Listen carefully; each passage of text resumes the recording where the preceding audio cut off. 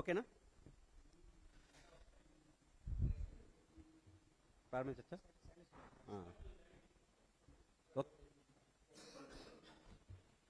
ప్రారంభించచ్చా?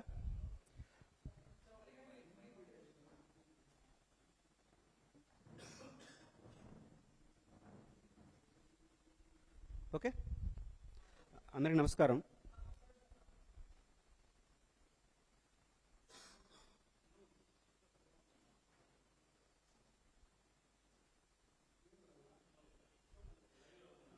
ఇక్కడ పక్కన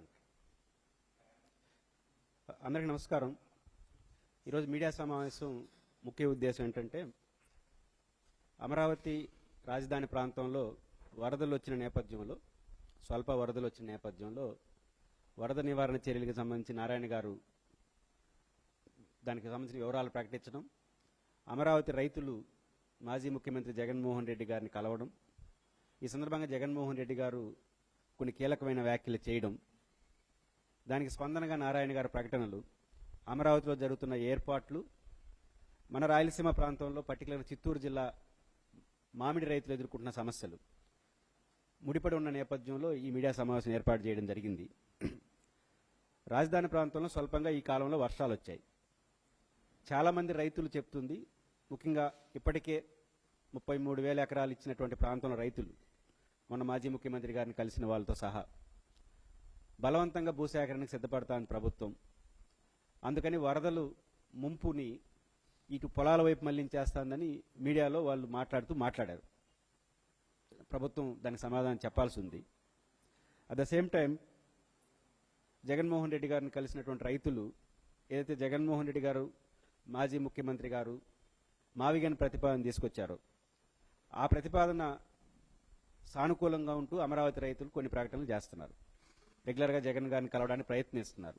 ఈ నేపథ్యంలో ప్రభుత్వం కొన్ని తమ ఆలోచన ధోరణిని మార్చుకోవాలని చెప్పి ఈ సందర్భంగా చెప్పదలుచుకున్నాం. ఇప్పటికే అమరావతి రైతులు 33,000 ఎకరాలు ఇచ్చారు. యాజ్ పర్ ఒప్పందం ప్రకారం అమరావతి రైతులకు సిఆర్డీఏకి 1,09,000 డెవలప్మెంట్ ప్లాట్లు ఇవ్వాలి. నారాయణ గారేమో 95% ప్లాట్లు ఇచ్చేసామంటాడు.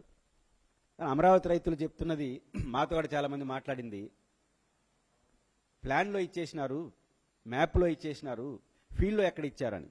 ఫ్యాక్ట్. ఎందుకంటే ఈ 33,000 ఎకరాలు ఆల్రెడీ ప్రభుత్వం దగ్గర ఉన్నటువంటి భూమి అంతా కలిసి 54,000 ఎకరాల్లో డెవలప్మెంట్ ప్లాట్లు చేయాలంటే 1,00,000 కోట్లు పెట్టాలి. ఇప్పటి వరకు ఖర్చు పెట్టింది అమరావతిలో దాదాపు 12,000 కోట్లు. 12,000 కోట్లు పెట్టేసి 95% మేము ప్లాట్లు ఇచ్చేసినామని రైతులకు చెప్తా ఉంటే వాళ్ళు ఆందోళన చెందుతున్నారు. ఎందుకంటే ఒప్పందం ప్రకారం ఇప్పుడు 10వ సంవత్సరం అవుతుంది, 95,000 రూపాయల కౌలు ఇవ్వాలి ఒక ఎకరాకి. ప్రభుత్వం ఇస్తా ఉంది కూడా. అంటే మీరు ప్లాట్లు ఇచ్చేసినామని చెప్తే రేపు కౌలు ఇస్తారో ఇరని భయం. ప్లాట్లు ఇచ్చేంత వరకు కౌలు ఇవ్వాల్సి వస్తుంది. మీరేం 10 ఏళ్ళని ఒప్పందంలో రాసుకున్నారు, ఇప్పుడు 12 ఏళ్ళు అయింది, వాళ్ళకి ప్లాట్లు ఇవ్వలేదు. మీరు ప్లాట్లు ఇస్తారా లేకపోతే కౌలు ఇస్తారని అడిగే పరిస్థితి వస్తూ ఉంది. ఆ రకంగా దాదాపు 250 కోట్లు పర్ ఇయర్ అమరావతి రైతులకు కౌలు ఇవ్వాలి ప్రభుత్వం. ఇది చాలదన్నట్టు ఇంకొక 50,000 ఎకరాలు మళ్ళీ తీసుకుంటా ఉంటున్నారు. అది కూడా కలుపుకుంటే 400 కోట్లు 500 కోట్లు కేవలం కౌలుకి ఇవ్వాల్సి వస్తూ ఉంది. ఇంత భారీ ఏర్పాట్లతో రాజధాని విషయంలో ప్రభుత్వం మొండిగా ముందుకెళ్లే పరిస్థితి వస్తూ ఉంది. వరదలు, వర్షాల గురించి చాలా కీలకమైన అంశాలు మనం చర్చించాల్సిన అవసరం ఉంది. ప్రభుత్వం తెలుసుకోవాలి, ప్రజలు కూడా అర్థం చేసుకోవాలి. వరదలు, దాని ఎఫెక్ట్ అనేది అన్ని నగరాలకు ఉంటాయి. ముఖ్యమంత్రి గారు చెప్పినట్టు తిరుపతికి ఉంది, విశాఖపట్నంకు ఉంది, విజయవాడకు ఉంది, రేపు అమరావతికి కూడా ఉంటుంది అంటారు ముఖ్యమంత్రి గారు. వరదలు లేని నగరం అంటే ఎక్కడుంది అని ప్రశ్నించారు. ఉదాహరణ తిరుపతి కూడా వరదలు వచ్చినప్పుడు చెన్నైకి అతలాకుతలమైంది. ఎందుకయింది? తిరుపతికి చుట్టుపక్కల దాదాపు 50 నుంచి 60 చెరువులు ఉండేటివి. ఈరోజు 10కి లోపల ఉన్నాయి. చెరువుల ఆక్రమణ అయినాయి. దాదాపు వాగులు, వంకలు, దారులు మన రాయలసీమ భాషలో చెప్పాలంటే తిరుమల కొండలు వాటికి సంబంధించి 100 ఉండేటివి ఈరోజు 10ల సంఖ్యలో ఉన్నాయి. అన్నీ క్లోజ్ అయిపోయినాయి. కాబట్టి కదా వరద మునిగింది. కాబట్టి విశాఖపట్నంకైనా తిరుపతికైనా వరదలు వచ్చినప్పుడు ఎందుకు నగరం మునగుతా ఉందంటే ఉన్న నేచురల్ సోర్స్ని కబ్జా చేసేసినాము. మన తిరుపతిలో బస్ స్టాండు, బహుశా మన శ్రీదేవి కాంప్లెక్స్తో సహా అన్ని చెరువులు వాటిలో కట్టినట్టువే కదా, కాలనీలతో సహా. కానీ చేస్తే ఏమవుతుంది, వరదలు ప్రజలలోకి వస్తుంది. రేపు కొత్త నగరాన్ని నిర్మించడం ప్రభుత్వం దీన్ని దృష్టిలో పెట్టుకుందా లేదా? ఈరోజు ప్రభుత్వం చెప్తున్న మాటల్ని మనం పరిశీలిస్తే అమరావతి ప్రాంతంలో ఏదైతే నూతన నగరం ప్రపోజల్ ప్రభుత్వం చేస్తూ ఉందో వాగులు వాటి వ్యవహారాలు చూసినప్పుడు అమరావతి ప్రాంతంలో 3 వాగులు 2 ఉపవాగులు ఉన్నాయి. కొండవీటి వాగు, పాలవాగు, అదేవిధంగా గ్రావిటీ కెనాల్. కొండవీటి వాగు ఉప వాగులుగా అయ్యన్న వాగు, కట్టెం వాగు, ఈ 2 వాగులు అదనంగా ఉన్నాయి. ఇది 421 చదరపు కిలోమీటర్ల విస్తీర్ణంలో ఈ ప్రాంతంలో ప్రవాహం ఉంటుంది. ఈ వాగులు కొండవీటి వాగు, దాని ఉపవాగులు 2 అయ్యన్న వాగు కావచ్చు, కట్టెం వాగు కావచ్చు, దాదాపు 1 టీఎంసీ నుంచి 1.5 టీఎంసీలు వాటర్ని తీసుకొస్తుంది. 1 టీఎంసీ అంటే సాధారణ భాషలో చెప్పాలంటే మన తిరుపతి తిరుమలకు 1 ఇయర్కి సరిపోయేంత నీళ్లు. 1.5 సంవత్సరానికి తిరుపతి తిరుమల సరిపోయేంత నీళ్ళని ఈ కొండవీటి వాగు తీసుకొస్తుంది. మిగతా 3 వాగులు అదనం. ఇంత వాటర్ తీసుకొస్తుంది అమరావతి రాజధాని ఎంపిక చేసుకున్న ప్రాంతంలో చుట్టూ. ఇదొక అంశం. దీని నివారణగా ప్రభుత్వం ఏం చెప్తుంది? బ్లూ సిటీ కాన్సెప్ట్ పేరుతో దాదాపు 8 రిజర్వాయర్లు, పంపింగ్ స్టేషన్స్, లిఫ్ట్లు కలిపి, అంటే వరద నివారణ, రాజధానికి వరద ముప్పు నుంచి కాపాడడం కోసం ఏర్పాట్లు. దీనికి ప్రపంచ బ్యాంక్ నుంచి దాదాపు 8,500 కోట్ల రూపాయలు, వాళ్ళు ఇవ్వబోయే 15,000 కోట్ల రూపాయల అప్పులో 8,000 పైచిలకు కోట్ల రూపాయలు దీని నివారణ కోసం. ప్రపంచంలో ఎక్కడైనా నూతన నగర నిర్మాణానికి పునాదిలోనే వరద నివారణ చర్యలు తీసుకుంటున్నారంటే అది తెలివైన నిర్ణయమా, ఇంకొక నిర్ణయమా? ప్రభుత్వం ఆలోచించాలి, ప్రజలు ఆలోచించాలి. అంటే నగరం నిర్మాణాన్ని చేసి మనం ఇల్లు కట్టే ముందే ఇది వరద వస్తుందని, ఇది మునుగుతుందని తెలిసే కట్టడం, దాని నివారణ చర్యలు తీసుకోవడం. కాబట్టి మేము దూరదృష్టితో ఉన్నాం. ఏది దూరదృష్టి? తెలిసి అక్కడ నగరం కట్టి దానికి నివారణ చర్యలు తీసుకోవడం దూరదృష్టి అవుతుందా? ప్రభుత్వం ఆలోచించాలి. కాబట్టి ఈ రిజర్వాయర్లు వీటన్నిటిని మనం పరిశీలిస్తే ఉండవల్లి దగ్గర 16 భారీ మోటార్లతో 5,850 క్యూసెక్కులు సామర్థ్యంతో పంప్ సెట్లు, లిఫ్ట్ ఏర్పాటు చేశారు. ప్రభుత్వానికి కొంత అనుమానం వచ్చింది, ఇది సరిపోదు, భవిష్యత్తులో ఇంకా పెరిగే అవకాశం ఉందని దాదాపు 8,450 క్యూసెక్లు పంపింగ్ చేయడానికి ఇంకొక ఏర్పాట్లు చేస్తూ ఉంది. మొత్తం కలిసి 14,250 క్యూసెక్లు సామర్థ్యంతో లిఫ్ట్ చేసే ఏర్పాట్లు చేస్తోంది మనం కట్టబోయే నగరానికి. దీనికి తోడు అదనంగా 3 డ్యాములు, రిజర్వాయర్లు. నీరుకొండ దగ్గర 0.4 టీఎంసీ, పెనపాక దగ్గర 0.1 టీఎంసీ, శాఖమూరు దగ్గర 0.0 టీఎంసీ, మొత్తం 1/2 టీఎంసీ. అదొక 1.5 టీఎంసీ, మొత్తం 2 టీఎంసీల నీళ్లు వరదలు వచ్చినప్పుడు లిఫ్ట్ చేసి కృష్ణానదిలో పోయాలి, నగరానికి ఇబ్బంది కలగకుండా. ఇది వినడానికి బాగుంది, చూడడానికి బాగుంది, ఎంత దూరదృష్టి ప్రభుత్వం ఉందని. కానీ ఇంకొక అడుగు ముందుకేసి బుడమేరు వాగు వరదలు వచ్చినప్పుడు విజయవాడ అనుభవం ఏం చెప్పింది? ఇదే రేపు అమరావతి నూతన నగరానికి కూడా రాదన్న గ్యారంటీ ఏంటి? ఇది ఇంపార్టెంట్. నదులకి కల్చర్ ఉంటుంది, క్రమశిక్షణ ఉంటుంది, ఒక చరిత్ర ఉంటుంది. కృష్ణానదికి ఎప్పుడు వాటర్ వస్తుందో మనం గెస్ చేయొచ్చు. కానీ వాగులు వంకలకి అట్టటే ఉండదు. ఎప్పుడు వస్తుందో తెలియదు, ఎప్పుడు కొట్టేస్తుందో తెలియదు. అది బీభత్సంగా ఉంటుంది.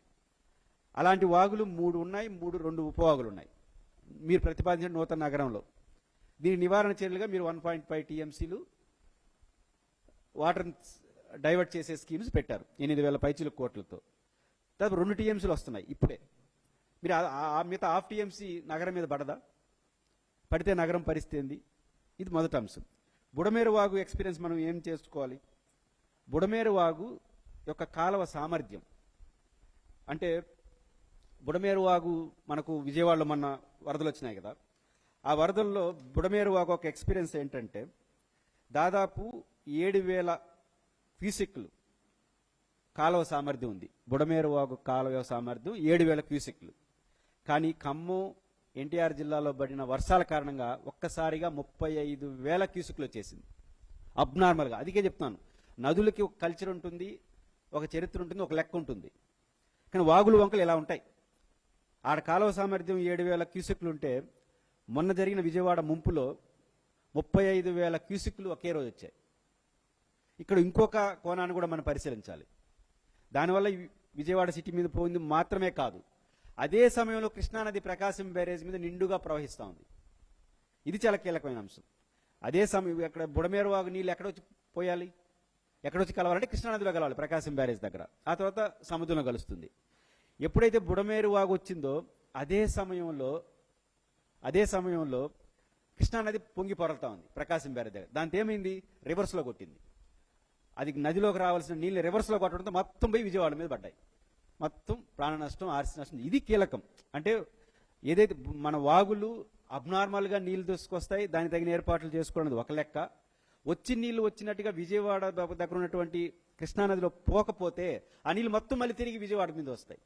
రేపు ఇప్పుడు రాజధాని ప్రాంతంలో మీరు 1.5 TMC కెపాసిటీతో డైవర్షన్ స్కీమ్స్ అన్ని పెట్టారు, బాగుంది. అదే సమయంలో కృష్ణానది కానీ ప్రవహిస్తే ఆ నీళ్ళు మళ్ళీ తిరిగి రాజధాని మీద పడతాయి. ఇప్పుడు విజయవాడ మీద బుడమేరు వాగు పడిన ఎక్స్పీరియన్స్ రేపు రాజధాని మీద కూడా పడుతుంది. అప్పుడు రాజధాని పరిస్థితి ఏంటి? దీనికి మీరు ఇప్పటికే 8,000 కోట్లు ఖర్చు పెడుతున్నారు, రైతులకి కౌలిస్తున్నారు. కానీ ప్రభుత్వం సీరియస్గా ఆలోచిస్తే మాజీ ముఖ్యమంత్రి జగన్మోహన్ రెడ్డి గారు ప్రతిపాదించినటువంటి మావిగన్ పేరు పట్ల చాలా మందికి అభ్యంతరాలు ఉండొచ్చు. విజయవాడ చుట్టూ రాజధాని, విజయవాడ చుట్టూ రాజధాని అంటే ఏంటి? రాజధానికి కావాల్సిన కార్యాలయాలు, రాజధానికి పోవడం కావాల్సిన ఎయిర్పోర్టు, నేషనల్ హైవేసు, మహా అంటే సిప్లాడ్, ఈ 3 ప్రధానమైన రాజధానికి కావాల్సింది. ఈ 3 పైన ప్రభుత్వం శ్రద్ధ పెట్టట్లేదు. ప్రభుత్వం శ్రద్ధల్లా నగరాన్ని మీద పెడుతుంది, కానీ రాజధాని పెట్టలేదు. రాజధాని వేరు, రాజధాని పేరుతో కొత్త నగరం వేరు. ప్రభుత్వం రాజధాని పేరుతో కొత్త నగరానికి వెళ్తా ఉంది. ఇక్కడ కాంప్లికేషన్స్ అవుతా ఉంది. అంతే తప్ప నగరం కాకుండా రాజధాని పెట్టుకుంటే మీరు ఫస్ట్ రాజధాని కావాల్సిన కార్యాలయాలపైన శ్రద్ధ పెట్టుండేవాళ్ళు. ఈరోజు కార్యాలయాలపైన శ్రద్ధ కాకుండా నగరం పైన శ్రద్ధ పెట్టడం వల్ల కాన్సెప్టే మారిపోతా ఉంది. అందువల్ల సంక్లిష్టత వస్తూ ఉంది. మీరు ఇప్పుడు రైతులకి కౌలు ఇస్తున్నారు, 10 ఏళ్ళలో ప్లాట్లు ఇస్తానన్నారు. ఇప్పటి వరకు రైతులు ఎవరికి ప్లాట్లు ఇవ్వలేదు, పేపర్ మీద ఇచ్చారు. పేపర్ మీద ఇచ్చిన ప్లాట్లు ఒరిజినల్గా కావాలంటే 1,00,000 కోట్లు పెట్టాలి. ఇప్పటికి పెట్టింది 12,000 కోట్లు. 47,000 కోట్ల రూపాయలు వివిధ బ్యాంకులు అప్పులు ఇవ్వడానికి ఒప్పందం చేసుకున్నారు. అప్పటికి కూడా సరిపోదు కదా కేవలం ప్లాట్లు ఇవ్వాలంటేనే. ఎప్పుడు ప్లాట్లు ఇవ్వాలి? ప్లాట్లు ఇచ్చేటప్పుడు కౌలు ఇచ్చుకుంటూ పోతే రాష్ట్ర బడ్జెట్ సరిపోతుందా? వీటి గురించి ఏమి ప్రభుత్వం ఆలోచించకుండా ముందుకెళ్తా ఉంది. అదే మీరు విజయవాడ ఈ చుట్టుపక్కల అనుకున్నాం అనుకోండి, జగన్మోహన్ రెడ్డి గారు ప్రతిపాదించినట్టు ఒక అసెంబ్లీ, ఒక సెక్రటేరియట్, పరిపాలనకు కావాల్సిన ఆఫీసులన్నీ నిర్మాణం జరిగిపోతే ఆటోమేటిక్గా దానికి ఆనుకునే అమరావతి ప్రాంతం ఉంటుంది కాబట్టి ఆ రైతులు కూడా లబ్ధి పొందుతారు. ఇక్కడ ప్రభుత్వం ఈ విషయాన్ని సీరియస్గా ఆలోచించాలి. తమ డిజైన్ను పునరాలోచించుకోవాలని వరదలు మరోసారి నిరూపించాయి.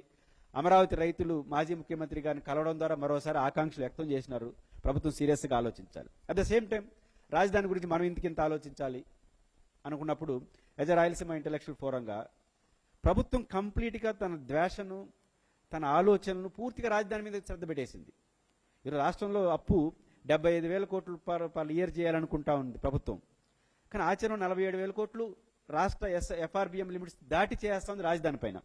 మీరు రాజు యొక్క కాన్సెప్ట్ అంతా అమరావతి చుట్టూ తిరుగుతూ ఉంటే మిగిలిన ప్రాంతాలు, మిగిలిన రైతులు, ప్రజల యొక్క ఆకాంక్ష ప్రభుత్వం దృష్టిలో ఉండట్లేదు. ఇది ప్రమాదం. అమరావతి రాజధాని పేరుతో మీరు చేస్తున్న వ్యవహారాలు, ఆర్థిక పరమైన ఇబ్బందులు, భవిష్యత్ ఆంధ్రప్రదేశ్ ఏమవుతుందనేది ఒక సమస్య అయితే, మొత్తం మీ దేశ ఆశ మొత్తం రాజధాని పైన పెట్టేయడం వల్ల మన చిత్తూరు జిల్లా ఎక్స్పీరియన్స్ తీసుకుందాం. రాష్ట్రంలో ఇట్లాంటి ఎక్స్పీరియన్స్ 100లో ఉన్నాయి. లాస్ట్ ఇయర్ మామిడి రైతులు, ఆంధ్రప్రదేశ్ ప్రభుత్వం జగన్మోహన్ రెడ్డి గారు మన బంగారుపాలెం వచ్చినప్పుడు రైతులందరినీ ఒప్పించి గొడవ కాకూడదని 4.5 లక్షల టన్నులు మామిడిని తీసుకున్నారు. తోటపూడి మామిడి అన్ని. ఎట్లా? గుజ్జు ఫ్యాక్టరీలు 8 రూపాయలు, ప్రభుత్వం 4 రూపాయలు సబ్సిడీ ఇచ్చి 12 రూపాయలు పర్ కిలో ఇచ్చేట్టుగా ఒప్పందం చేసుకున్నారు. దాదాపు 50,000 మంది రైతులు, 3.5 లక్షల ఎకరాల్లో మన మామిడి పండుతా ఉంది. అన్నమయ్య జిల్లా, చిత్తూరు జిల్లా, తిరుపతి జిల్లా 3 జిల్లాలు ఎఫెక్ట్ అవుతాయి. లాస్ట్ టైం చేసుకున్న ఒప్పందం ప్రకారం 12 రూపాయలు ఇచ్చినారా? ప్రభుత్వం కొట్లాడితే 3 నెలల తర్వాత ప్రభుత్వ వాటాగా 180 కోట్ల రూపాయలు విడుదల చేసింది. కానీ గుజ్జు ఫ్యాక్టరీ ఇవ్వాల్సినటువంటి మిగిలిన అమౌంట్ ఒక 4 రూపాయలు ఇస్తాడు, ఒకరు 5 రూపాయలు ఇస్తాడు, ఒకరు 6 రూపాయలు ఇస్తాడు. అడిగే దిక్కులేదు. 8 రూపాయల ఒప్పందం ప్రభుత్వంతో, కానీ ఇవ్వలేదు. ఇంకా 50,000 టన్నులు ఎంతో పల్ప్ ఇంకా ఉందంట వాళ్ళ దగ్గర. ఇప్పుడు కొత్తగా మళ్ళీ మామిడి పూత వచ్చేసింది. కానీ ఇంతవరకు జిల్లా కలెక్టర్ గారు రైతు సంఘాలతో సమావేశం వేయలేదు. లాస్ట్ టైం ఏప్రిల్లో ఒక సమావేశం వేసినారు, మే నెలలో ఒక సమావేశం వేసినారు, జూన్ నెలలో ఒక సమావేశం వేశారు. ఇన్ని వేసి మాజీ ముఖ్యమంత్రి జగన్మోహన్ రెడ్డి గారు బంగారుపాలెం వచ్చి ముఖ్యమంత్రి గారు జోక్యం చేసుకుంటేనే జరిగింది. ఏంటంటే గవర్నమెంట్ ఇవ్వాల్సిన 180 కోట్లు ఇచ్చారు, ప్రైవేట్ వాళ్ళు ఇవ్వలేదు, తక్కువగా ఇచ్చినారు. అసలు ఈరోజు ఇప్పటి వరకు 3 నెలలు అవుతున్న కలెక్టర్ గారు మీటింగ్ వేయకపోతే అసలు ఎట్లా కోఆర్డినేషన్ ఉంటుంది, ఎట్లా జరుగుతుంది? కానీ గుజ్జు ఫ్యాక్టరీ యజమానులు రైతులను కూర్చోబెట్టుకుని ఏం చెప్తున్నారు? డిమాండ్ సప్లై సూత్రం చెప్తున్నారు. డిమాండ్ బట్టి మేము కొంటాం. ఇదేమైనా ఫ్రిడ్జ్లో పెట్టుకుంటారా రైతులు? ఒకసారి కోత వచ్చేసిన తర్వాత మాగిపోతుంది, మళ్ళీ పనికిరాదు. డిమాండ్ సప్లై సూత్రం మామిడి సప్లై చేయడం ఏంటి? 7 రూపాయలు ఇస్తాం, 9 రూపాయలు ఇస్తాం, సర్దుకోండి. ఇది గుజ్జు ఫ్యాక్టరీ నుంచి వస్తుంది. ఇంతవరకు ప్రభుత్వం నుంచి ఒక్క ప్రకటన చేయలేదు. నిజానికి సబ్సిడీ 1 కిలోకి 4 రూపాయలు లాస్ట్ ఇయర్ ఇచ్చిన ఆంధ్రప్రదేశ్ ప్రభుత్వం మీద పడే బర్డన్ కేవలం 180 కోట్లు. చిత్తూరు జిల్లాలో, ఉమ్మడి చిత్తూరు జిల్లా, ఇప్పుడు అన్నమయ్య, చిత్తూరు, తిరుపతి, ఈ 3 జిల్లాల్లో 50,000 మంది రైతులకు మీరు 1 కిలోకి కనీసం 3-4 రూపాయలు సబ్సిడీ ఇస్తే మీ మీద పడే భారం 180 కోట్లు. దీనికి ఆంధ్రప్రదేశ్ ప్రభుత్వం ఆర్థిక సమస్యను ముందుకు తీసుకొస్తా ఉంది. అంత డబ్బులు ప్రభుత్వం దగ్గర లేదంటుంది. 180 కోట్ల రూపాయలు రాయలసీమ ప్రాంతంలో, మీ సొంత జిల్లాలో, మనందరి సొంత జిల్లాలో 50,000 మంది రైతులు లబ్ధి పొందే దానికి 180 కోట్లు సిద్ధపడట్లేదే మీరు? మరి సంవత్సరానికి అక్కడున్న రాజధాని రైతులకు 250 కోట్ల రూపాయలు కౌలు ఎలా ఇస్తున్నారు? 47,000 కోట్ల రూపాయలు అప్పు తేవడానికి సిద్ధపడ్డారు. ఇన్ని వేల మంది రైతులు పరిస్థితి ఏంటి? కాబట్టి ప్రభుత్వం యొక్క కాన్సెప్ట్ కంప్లీట్గా రాజధాని యావలో పడిపోవడం వల్ల ఈరోజు మన జిల్లాలో మామిడి రైతులు, కడప, కర్నూలు జిల్లాలో ఉల్లిపాయ రైతులు, ముఖ్యంగా మన రాయలసీమ ప్రాంతంలో అన్ని వాణిజ్య పంటలే మనకి, ఎందుకంటే వర్షాభావం మీద ఆధారపడిన ప్రాంతం. కాబట్టి ఈ మొత్తం వాణిజ్య పంటలకు ఇంటర్నేషనల్ మార్కెట్లో వచ్చిన ఒడిదుడుకులు, స్టేట్లో వచ్చిన ఇబ్బందులు, ప్రభుత్వ నిర్లక్ష్యం కారణంగా ఎక్కడ గిట్టుబాటు ఉండట్లేదు. కృష్ణా, గుంటూరు, గోదావరి జిల్లాలాగా మనకేమీ నీటి సప్లై లేదు కాబట్టి అది నష్టపోతున్నాం. ఏదో దేవుడికి కరుణించి, ప్రకృతి కరుణించి వర్షాలు పడితే పంటలు వేసుకుంటే ఆ పంట గిట్టుబాటు ఉండట్లేదు, ఉపభ్రష్టత్వం అవుతున్నాం. కానీ కనీసం ప్రభుత్వం ఒక 4 రూపాయలు, 5 రూపాయలు లాస్ట్ ఇయర్ లాగా ఇస్తే కనీసం రైతుకు స్వాంతన వస్తుంది. దానికేమో ఆర్థిక ఇబ్బందులు అంటున్నారు. 180 కోట్లకు ఆర్థిక ఇబ్బందులు, 50,000 మంది రైతు, 3.5 లక్షల ఎకరాల్లో పంట. కానీ మీరు రాజధాని ప్రాంతం 47,000 కోట్ల అప్పులు, సంవత్సరానికి 250 కోట్ల రూపాయల కౌలు. వాళ్ళకి ఇవ్వడానికి నేను తప్పట్ను, ఎందుకంటే వాళ్ళ భూమి ప్రభుత్వానికి ఇచ్చేశారు కాబట్టి ఇవ్వాల్సిందే. ఎంతకాలం ఇస్తారు? అదే వాళ్ళు ఇవ్వాల్సిన ప్లాట్లు వాళ్ళకి ఇచ్చేస్తే వాళ్ళకి న్యాయం జరుగుతుంది, ప్రభుత్వం భారం తగ్గుతుంది. ప్లాట్లు ఇవ్వకపోతే వాళ్ళకి అన్యాయం జరుగుతుంది, అదనంగా ప్రభుత్వానికి భారం అవుతుంది. కాబట్టి ఒక ఆచరణ సాధ్యంగానే మహానగర కాన్సెప్ట్తో మీరు వెళ్తా అమరావతి ప్రాంతంలోనూ సంక్లిష్టత తెచ్చేస్తున్నారు. మాజీ ముఖ్యమంత్రి జగన్మోహన్ రెడ్డి గారు అన్నట్టు ఇంకొక 40-50 ఏళ్ళు కూడా అసలు రాజధాని ఉంటుందా, ఆంధ్రప్రదేశ్ ఉండదా, మీరు పెట్టే శ్రద్ధ, మీరు పెట్టే గందరగోళంతో అని మాజీ ముఖ్యమంత్రి గారు అంటున్నారు. రైతులేమో గందరగోళంతో భయాందోళనలో ఉన్నారు. కానీ మేము అనుకున్నట్టే మేము చేస్తామని మీరు అంటారు. కానీ అదే సందర్భంలో దాని మీద పూర్తిగా దృష్టి పెట్టేసి ఎనుగుబండి రాయలసీమ లాంటి ప్రాంతాలు వచ్చే ఇన్ని వేల మంది రైతులు స్వల్ప కోరికలు కూడా తీర్చడానికి ఆర్థిక విషయాలు ముందుకు తీసుకొస్తున్నారు. కాబట్టి ఇందుకని ప్రభుత్వం సీరియస్గా ఆలోచించాలి. మీ ధ్యాస అన్ని ఒక ప్రాంతం మీద, ఒక చిన్న నగరం ఆచరణ సాధ్యం అవుతుందో తెలియని నగరం పైన పెట్టేసి కాకుండా ఇప్పటికైనా తక్కువ ఖర్చుతో అయ్యే మార్గాన్ని, నగరాన్ని చూసుకొని ఇక్కడ రాయలసీమ లాంటి ప్రాంతాల్లో రైతులకు స్వాంతన చేసే చర్యలు తీసుకోవాలని చెప్పి ముఖ్యంగా చిత్తూరు జిల్లా, అన్నమయ్య జిల్లాలో అన్ని రాజకీయ పార్టీలు కూడా రైతుల పక్షాన్ని నిలబడాలి. ఎందుకంటే గత సంవత్సరం ప్రభుత్వం ఇచ్చిన హామీ మేరకు 8 రూపాయలు, 4 రూపాయలు ఇవ్వలేదు. ఈసారి హామీ కూడా ఇట్లేదు. లాస్ట్ అయినా ప్రభుత్వం చెప్పింది జగన్మోహన్ రెడ్డి గారి పర్యటనలో 8 రూపాయలు గుజ్జు ఫ్యాక్టరీలు ఇస్తారు, 4 రూపాయలు మేము ఇస్తామని చెప్తేనే అమలుగాలి. ఈసారి చెప్పట్లేదు. చెప్పకపోతే ఎవడు దిక్కు? చెప్పితేనే అమలుగానటువంటి ప్రభుత్వం అధికారుల దగ్గరుండి తీసుకెళ్తేనే 4 రూపాయలు ఇస్తాం, 5 రూపాయలు ఇస్తే ఇచ్చారు. మీరేమో కొట్లాడితే 180 కోట్లు ఇచ్చారు. చెప్పితేనే దుస్థితి అది. అసలు ఇప్పుడు ఏమీ మాట్లాడట్లేదు. ఏమి మాట్లాడదండి, ఇంకా ఎవరిని అడగాలి? దేవుడిని అడగాలి పరిస్థితి వస్తుంది. కాబట్టి మామిడి రైతుల పరిస్థితి చాలా ఆందోళనకరంగా ఉంది. 50,000 మంది రైతు కుటుంబాలు, 3.5 lakhs ఎకరాలు ఉన్నాయి. కాబట్టి అన్ని రాజకీయ పార్టీలు, అధికార పార్టీ ముఖ్యమంత్రి గారి మీద ఒత్తిడి తేవాలి మీ స్టైల్లో, ప్రతిపక్షాలు కూడా ఖచ్చితంగా దీని మీద ఆలోచించి మన రైతుల యొక్క విషయాన్ని ప్రభుత్వం దృష్టికి తీసుకురావడం ద్వారా స్వాంతన చేసే చర్యలపైన లేదా దీర్ఘకాలిక చర్యలపైన ఆలోచించాలనేది నేను ప్రభుత్వం దృష్టికి తీసుకొస్తున్నాను. ఓకే.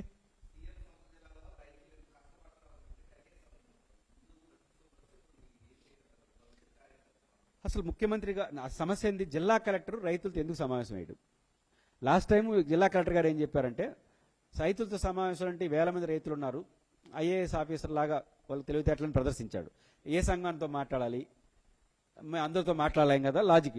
అందుకని రైతులు ఏం చేశారు? అందరూ రిజిస్ట్రేషన్ చేసుకున్నారు. ఆ రిజిస్టర్ సంఘాలని పిలవచ్చు కదా.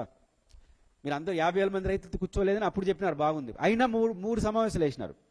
ఇప్పుడు ర్యాంపుల పేరుతో పెద్ద దోపిడీ జరుగుతుందంట. అంటే ర్యాంపులు అంటే తూకం వేసే చోట ఏమవుతుంది, ఒక్కొక్క గుజ్జు ఫ్యాక్టరీ దగ్గర 1 కిలోమీటర్ 2 కిలోమీటర్లు ఆగిపోతా ఉంది.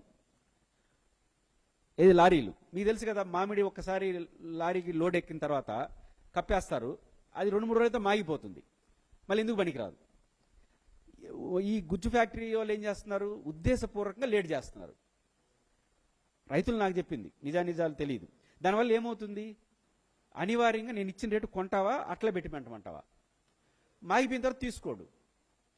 కాబట్టి మాగిపోతుందని ఆందోళనతో నువ్వు ఎంత ఇస్తే అంత ద్వారా అనే పరిస్థితికి వచ్చారు. దీనిపైన ప్రభుత్వం జోక్యం చేసుకోవాలి కదా, ర్యాంపుల పైన. అందులో రైతులతో కలెక్టర్ గారు సమావేశం వెళ్ళి కలెక్టర్ గారు వేయకపోతే ప్రభుత్వం వేయించాలి. కలెక్టర్ గారు భయం ఏంటి, నాకు తెలిసిన నేను అనుకుంటున్నంత మేరకు కలెక్టర్ భయం ఏంటే, సార్ మాకు 2 రూపాయలు ఇస్తారా, లాస్ట్ టైం లాగా 4 రూపాయలు ఇస్తారా, లాస్ట్ టైం 8 రూపాయలు చెప్పారు కదా, వాడు 4 రూపాయలు 5 రూపాయలు ఇచ్చారు. ఎదురుగా గుజ్జు ఫ్యాక్టరీ వాళ్ళు కూర్చుంటారు, వాళ్ళని అడుగుతారు, లాస్ట్ టైం ఆయన 8 రూపాయలు ఇస్తానన్నాడు సార్, 4 రూపాయలు ఇస్తానన్నాడు, మీద తీసి మనం అడుగుతారు. ఇవన్నీ తీసిచ్చే పరిస్థితిలో కలెక్టర్ లేడు, ప్రభుత్వం ముందుకు రావట్లేదు. కాబట్టి దీని దృష్టిలో పెట్టుకుని వాళ్ళు ఎందుకు కూర్చోబెట్టాలనుకున్నాడా అది అర్థం కావట్లేదు. కానీ ప్రభుత్వం జోక్యం చేసుకొని కలెక్టర్లతో సమావేశం వేసి 3 జిల్లా కలెక్టర్లకు ఆదేశాలు ఇచ్చి ఖచ్చితంగా రైతు సంఘాలతో కూర్చోవాలి, కనీసం రైతు సంఘాల రిజిస్ట్రేషన్ సంఘాలతో కూర్చోండి, ర్యాంపులకు వెళ్ళండి, గుజ్జు ఫ్యాక్టరీలకు వెళ్ళండి, రియాలిటీ చెక్ చేయండి. ఖచ్చితంగా ప్రభుత్వం ఇంటర్ఫేర్ అయ్యి, ఇప్పుడు ఈ మనకు పల్ప్ ఇంకా అట్లే ఉందన్నారు, మన రాష్ట్రంలో అంగన్వాడీ సెంటర్లు వేలల్లో ఉన్నాయి, అందరికీ చిక్కీలో ఇచ్చే బదులు ఈ పల్ప్ ఇవ్వచ్చు కదా, ఆరోగ్యమే కదా పిల్లలకి, ఇస్తే కొంత అంటే ప్రభుత్వం మల్టిపుల్గా ఆలోచిస్తే ఉంటుంది. జగన్మోహన్ రెడ్డి గారు ముఖ్యమంత్రిగా 19 నుంచి 24 ఉన్నప్పుడు 12 రూపాయల నుంచి 60 రూపాయలు అమ్మింది కిలో. అప్పుడు ప్రకృతి కూడా సహకరించింది, అంతర్జాతీయ పరిస్థితులు కూడా సహకరించాయి, నేనేం కాదన్ను. 12 నుంచి 60 రూపాయలు సంపాదిస్తున్న 1 కిలోకి రైతు ఒక్కసారిగా 4 రూపాయలు పడిపోతే అతని జీవితం ఎలా ఉంటుంది. దీనికి జగన్ గారి కారణం, చంద్రబాబు కారణం, రాజకీయాలకు నేను బోదలుచుకోవాలా. కానీ 12 రూపాయల నుంచి 60 రూపాయలు రైతు సంపాదిస్తున్న కిలోకి ఈరోజు ఒక్కసారిగా 4 రూపాయలు 5 రూపాయలు పడిపోతే ఆ రైతు ఏం కావాలి, అబ్నార్మల్ సిచ్యువేషన్స్ వస్తున్నాయి కదా. అందుకని ప్రభుత్వం కలెక్టర్లతో సమావేశం వేసి వాళ్ళకి ఆదేశాలు ఇచ్చి, మా డిమాండ్ అండ్ రిక్వెస్ట్ ఖచ్చితంగా ఈసారి కూడా మీరు సబ్సిడీ ఇవ్వండి, ఖచ్చితంగా గతంలో ఏదైతే లోయెస్ట్ 12 రూపాయలు అంతవరకన్నా చూడండి గతంలో, అందుకే మీరు లోయెస్ట్ 12 రూపాయలు కాబట్టి 8 రూపాయలు గుజ్జు ఫ్యాక్టరీ 4 రూపాయలు మీరు ఇచ్చారు, ఆ రేటు మళ్ళీ తేండి, మీరు ఒక 4 రూపాయలు ఇవ్వండి, అవసరం 5 రూపాయలు ఇవ్వండి, ఈడ్చి కొడితే 200 కోట్లు అవుతుంది, 50,000 మంది రైతులు లబ్ధి పొందుతారు. ప్రభుత్వం సీరియస్గా ఆలోచించాల్సిన అవసరం అయితే ఉంది. ఓకే.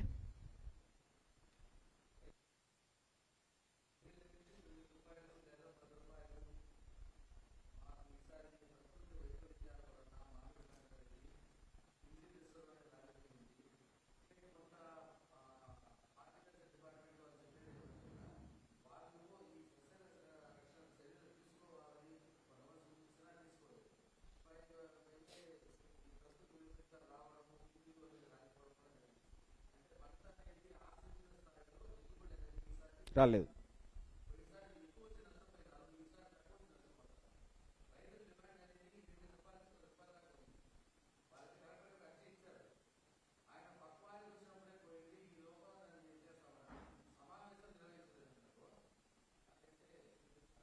సమావేశం మీరు అనేది ఏంటంటే, రైతు 2 రకాల కష్టాలు ఉంటాయి. పంట పండేటప్పుడు నష్టపోవడం ఒక కష్టం, పంట పండిన తర్వాత గిట్టుబాటు లేక కష్టం. 2 కష్టాలు ఉంటాయి.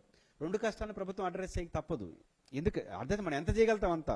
ఇప్పుడు పంట పండింది, మీరు వాల్యుబుల్ క్వశ్చన్ ఏంటంటే, తక్కువ వచ్చినప్పుడు ఇంకా ఈజీ కదా ప్రభుత్వానికి. దురదృష్టం, పంట ఎక్కువ వచ్చినప్పుడు సబ్సిడీ ఇస్తే అందరికి ఇవ్వాలి. దురదృష్టం అదృష్టం అంటే ప్రభుత్వం తక్కువ వచ్చినప్పుడు ఇంకా తగ్గుతుంది కదా.